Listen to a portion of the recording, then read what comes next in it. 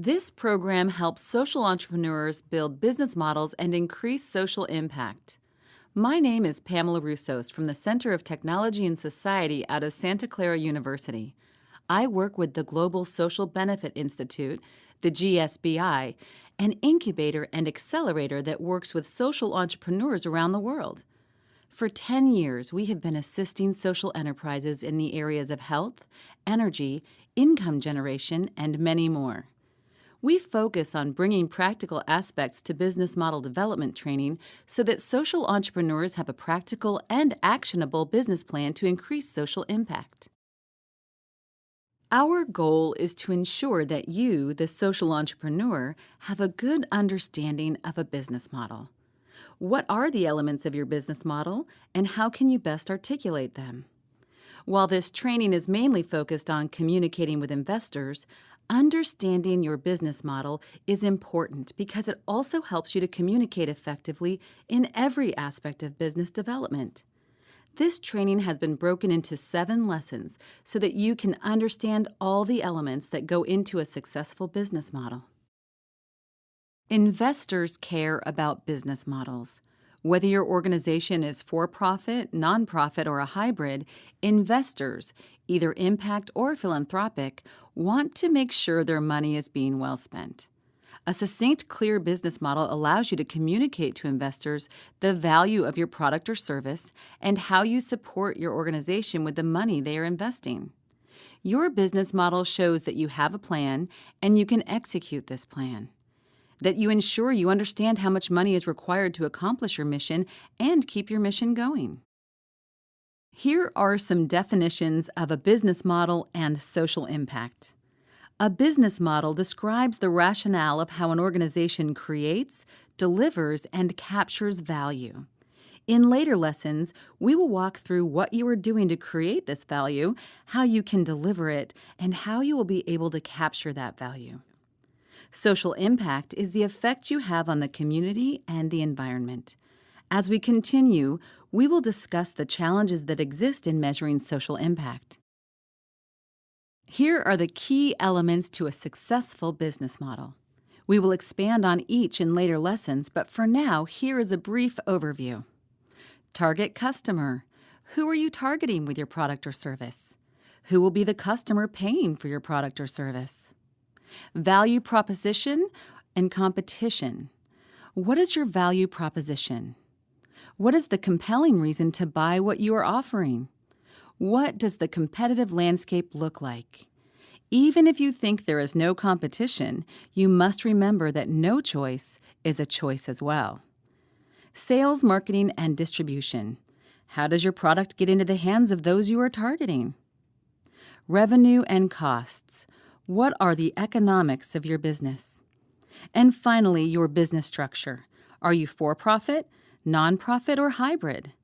We will also look at some of the pros and cons. At the highest level, a business model is a brief that describes your business to another person. We will now look at a few examples. First, we have a solar light company that states, "We sell solar lights in rural areas through local agents." In one sentence, we already know what they sell, solar lights, that they are targeting rural areas, and how they plan to approach their sales and distribution, using local agents rather than building their own sales force. Next, they state, "These sales increase the education and productivity of a community as well as benefiting the environment." We see clearly that they are talking about social impact. They plan to increase the productivity and education of the community, as well as supporting the environment. We are able to sell products profitably, but receive grants in order to do the education necessary to get people to buy these products.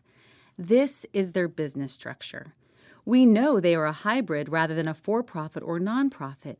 They make it clear they have a profitability dimension, but also receive grants in order to support education. Finally, they state, "We expect to only need grants for another 3 years until we become self-sustaining." With this simple sentence, they have communicated to us that they have done the economics needed to forecast their business for up to 3 years. we know they will not be perpetually fundraising.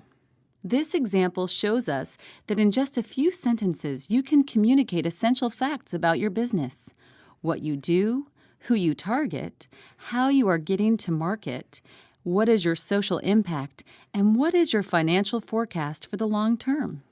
Next, we have an example of a business model that is presented visually. We easily see they are designing clean cooking stoves assembled in the country, keeping costs low. This model creates jobs, has social impact, and has a plan for marketing and distribution. We can plainly see there are three sources of revenue: the one-time selling of the stove, carbon credits received, and the ongoing selling of the briquettes to keep the stoves going. Again, the elements in this model are simply stated and succinct, making it easy for investors to quickly understand what makes this business run. Welcome to Lesson 2.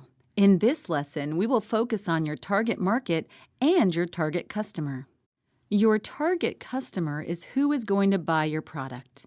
Your target customer, while benefiting from your product or service, may differ from those who are socially impacted. Here we are focusing only on your target customer who will actually purchase your product or service. For example, we work with a company that works with artisans in rural areas of Mexico. They connect them with designers and bring their handcrafted bags to market. Although their social impact is on the local artisans and the larger community, the company's target market is women ages 18 to 35.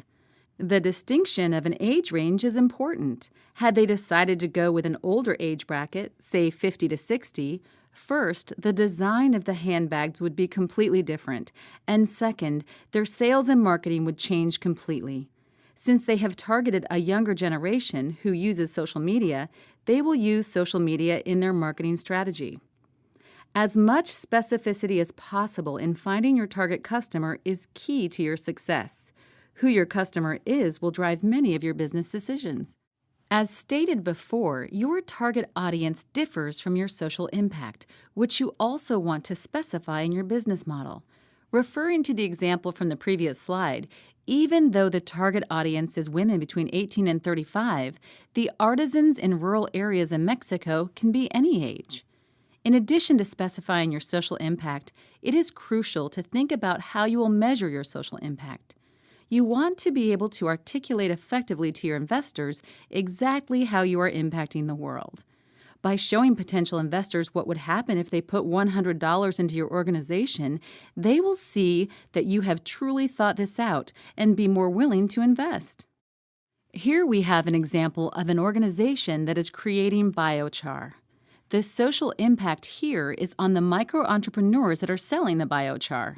Their incomes are increasing, improving the lives of their families and that of the larger community. In addition to the impact on the micro-entrepreneurs, the consumers of the biochar are also being impacted positively. They are saving money and are experiencing the health benefits of not having to breathe in poisonous fumes in their homes. Finally, there is also the benefit on the environment, as there are not as many pollutants in the air. In addition to the social impact your business will have, it is important to think about your consumers because they are the ones buying your product. For another example, we have an organization that makes sanitary pads for women and girls. As for social impact, there is the clear health benefit of reducing infections, but there is also the education benefit that allows these girls not to miss a week of school a month. Even further, there's the economic impact of jobs being created both in the women selling the pads and the manufacturing needed to make them.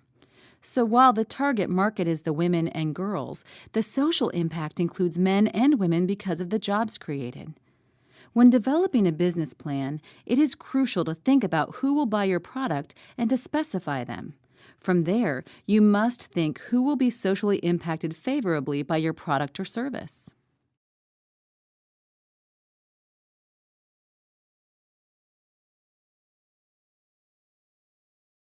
Lesson 3: Value Proposition and Competition. A value proposition is a brief description of your organization and why consumers will choose your product in the face of alternatives. Here we lay out a formula that is used in many entrepreneurial circles. This formula clarifies to your audience who you are targeting, how you are reaching out, etc. By going through this process, you are able to clarify all aspects important to your business model. It must be said, this is for internal use only and should never be shared externally. We have an example of an organization called Embrace, which sells a high-tech sleeping bag that provides constant warmth to babies born prematurely. Their value proposition is that, unlike a hospital incubator, their product does not need continuous power and costs a fraction of the price. Therefore, this product is great for places that do not have continuous power or cannot afford expensive incubators that are found in hospitals. Another example of a great value proposition can be seen in Operation ASHA, which reaches out to slum and rural populations who need access to TB treatments. Operation ASHA provides medical services for TB treatments in local communities. Since their service is centered around the areas of need, they are able to benefit people's lives because they no longer have to take days off of work to travel to a hospital and receive a diagnosis and treatment. This example shows that, while the previous formula works, there are other ways to explain your value proposition. This organization is creating clean cooking stoves that are sold at a lower cost. This formula explains that in addition to the lower cost and health benefits, the social impact includes a 2-month payback period as well as decreased charcoal and CO2 emissions. This is simply an example to show you that there are different ways for you to clearly argue your value in the marketplace. In addition to your value proposition, it is important to think about your competitive advantage. Both for-profit and nonprofits need to be thinking about their competitive advantage. People have choices, and investors need to know why people would choose a certain product or service. Additionally, by showing you understand the economic landscape of your product or service, investors will see that you have done the research that supports your business. This will further identify why people will choose you. You need to clearly communicate to investors why you are competitive in your marketplace. Here are some examples of how to do this. Here we are discussing a water filtration system. On the x-axis, we have listed the ability to filter water and provide good tasting water. To the left is the worst ability to do this, and to the right is the best ability to do this. On the y-axis is the cost to purchase and maintain a filtration system. Understandably, one would want to have the best tasting water at the lowest cost. This graph allows you to visually show how you do that in comparison to other filtration systems. You see that you could choose chlorine tablets, which are cheap but bad tasting, or opt for the filtration straws that are expensive and not very effective. Doing the research to create a graphic like this is essential. It allows you to visually show your product in a dominant and successful way. Here is another visual example of how to present your competitive advantage to investors. We see all options facing the consumer clearly laid out horizontally. The columns are what sets you apart from your competition: cost, health benefits, and brightness of light. By going with a color code, you make it very easy for the investor to see how you compete. So the cost of kerosene is expensive and the health effects are bad and are therefore both marked red. This is simply another way in which you can clearly communicate to your investors and make them see you are the clear choice across the board. It is really easy for an investor to see the cost, health effects, and that your solution is all good. These are just 2 examples of how to visualize your competition. Long lists of pros and cons can make an investor's head spin. So the easier you can make it for them to understand how you compete, the better off you are. Thinking about your value proposition and competitive landscape forces you to think about something called whole product.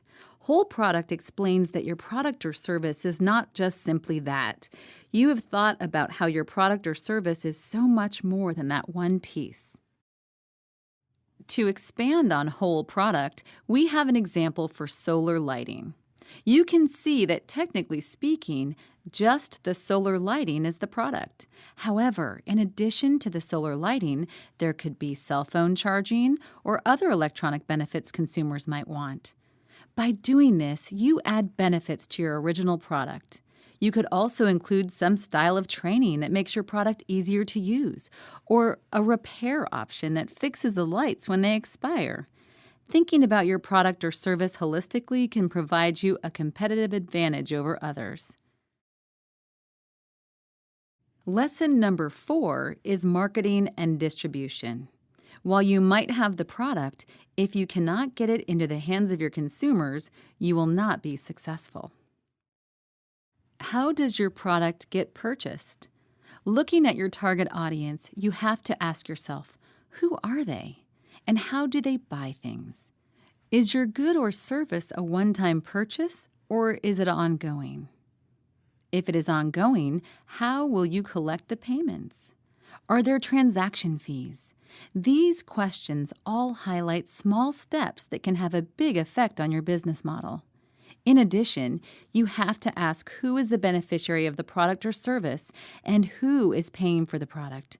For instance, is it parents paying for the education for the children? If it is, you have to think about what the parents can afford rather than exactly what the children want. Now we must think about the types of distribution and how you are going to actually get your product into your customers' hands. Ask yourself, how does your customer naturally buy? If they buy from a store, you want to make sure your product is in the stores they actually go to. If, say, your customer is a farmer, then going to a rural agriculture store makes the most sense to place your product. Similarly, if your target audience is in the urban slums that typically have a lot of little tiny stores, it is important for you to get your product into these stores where your customer is already shopping. Another course of action could be to build up your own sales force and sell person to person. Benefits of this practice include the immediate feedback and personal interaction you get with your customer.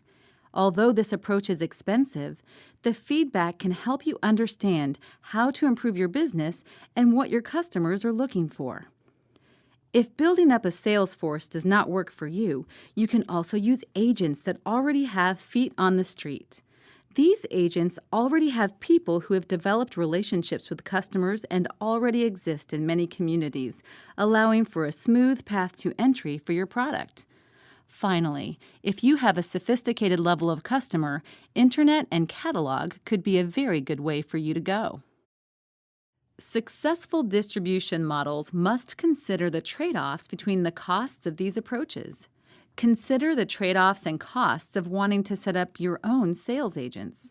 By doing this, you personally can train distributors how to operate and have personal interactions with your customers. The trade-off is that this approach is costly and takes time. Here are 2 examples from before that can help us understand this point. For the rural farmer, they naturally go to agricultural stores to buy products like soil inputs, seed, and irrigation systems. Since they are already going to these stores, that is where you want to sell your products. However, if your customer is an urban sophisticate wanting to buy artisanal products, you will want to sell your product in high-end boutiques or stores in hotels, airports, or online. Setting up your own distribution arrangement is also a possibility. As an example, we have an organization that, when targeting rural communities, decided to go through NGOs who were already working in the communities. As the NGOs were already trusted in the areas they were targeting, the company was able to save money on transportation costs and more easily develop relationships. However, they changed their approach when targeting urban populations. There, they decided on a 2-pronged model, where they have their own sales agents who go through existing marketplace resellers. These resellers have relationships in the community and can create a pathway for the product. You must prioritize your go-to marketing and distribution strategy. Lesson 5 is on the revenue and costs of your business. It cannot be expressed enough how important it is for you to completely understand the economics of your business. A successful business model has looked at and understood your income, your revenue, and costs involved. In addition to the overall value chain of your business model, you must also understand the unit cost for your product or service. This shows investors you understand the full costs involved and how you intend to make money in the face of this.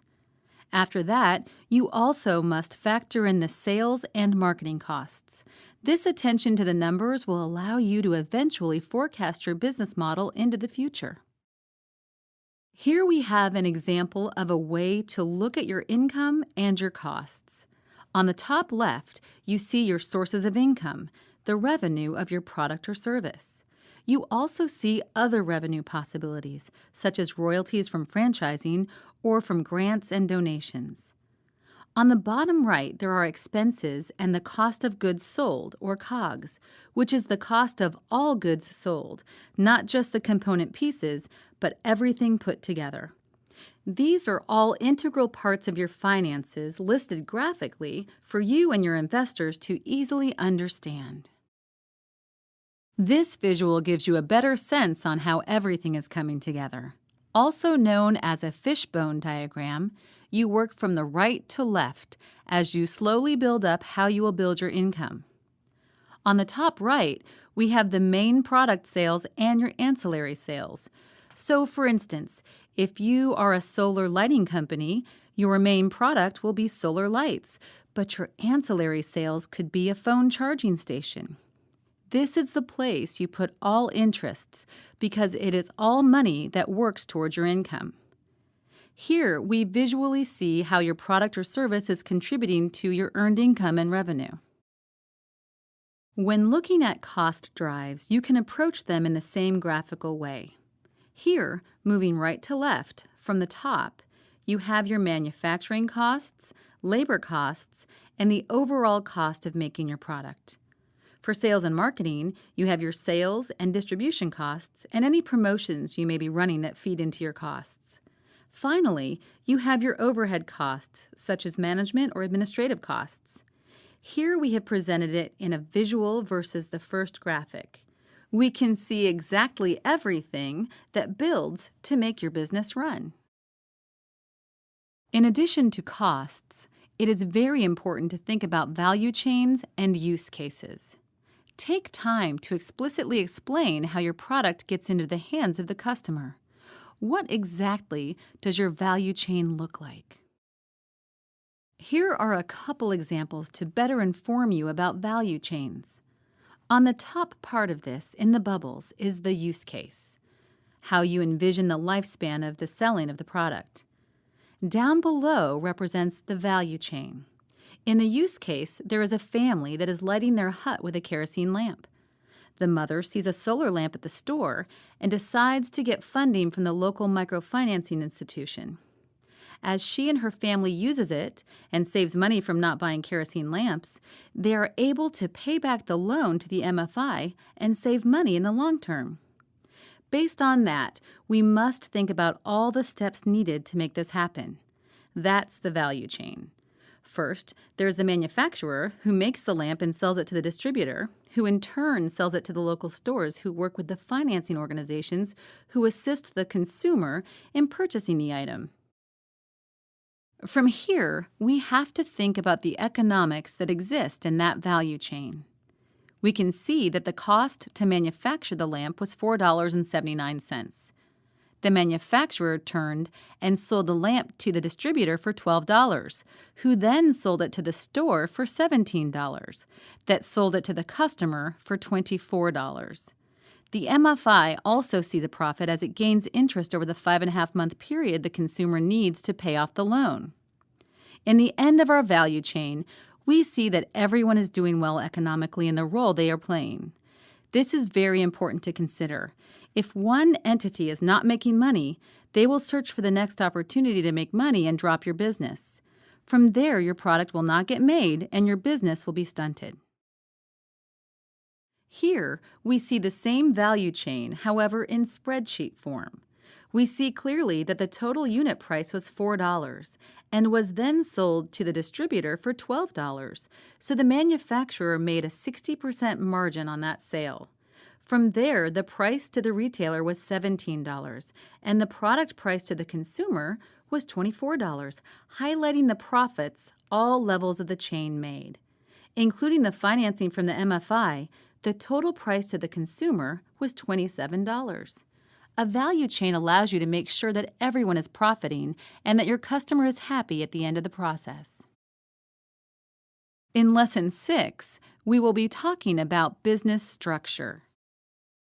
Throughout this process, it is very important for you to consider what your business structure is. Are you a for-profit company, a nonprofit organization, or a hybrid? This question is fundamental because depending on the structure you choose, certain expectations are attached to it. For example, if you are a for-profit company, there will be expectations for growth that might not be expected from a nonprofit organization.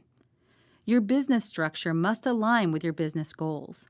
Therefore, if you want to grow quickly, you need to think about for-profit structures. But if you want to stay small, then a nonprofit structure might be more suited to your goals. Thinking about your business goals is important in this step. While they might change over time, they allow you to structure your business appropriately at this moment.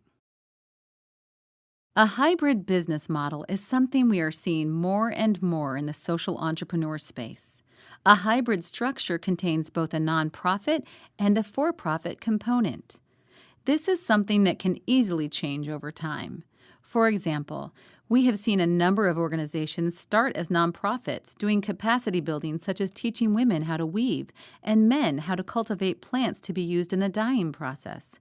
But then, over time, as they become successful and make more textiles, they start to make a profit and can set up a cooperative. That cooperative can be for profit, where the training and capacity building stays as a nonprofit.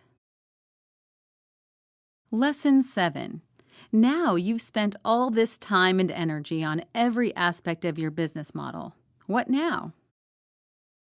Now we are ready to put together what I call an ask, a document describing what you need and why. It is a document with which you can approach investors. This is what you use to stand or sit in front of these investors and say, "This is my business, and this is the money I need." This is critical for investors because they want to know exactly what you are going to accomplish with the money they will give you.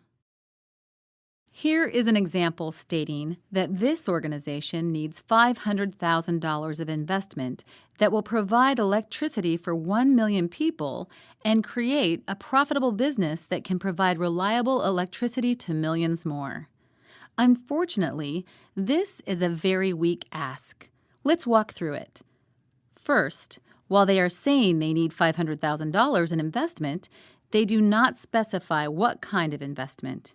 Is this grant capital, equity, debt, or some combination thereof? Furthermore, they say it will help 1 million people, but not by when.